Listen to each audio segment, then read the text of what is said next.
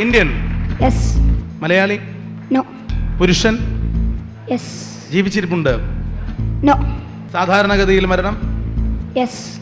6 1950 ശേഷം മരണം. യെസ്.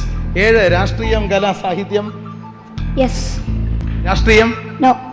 9 സാഹിത്യം. നോ. 10 ചിത്രകല, ശില്പകല. നോ. 10 ചോദ്യങ്ങൾ യജ്ഞം. ഉപകരണ സംഗീതം.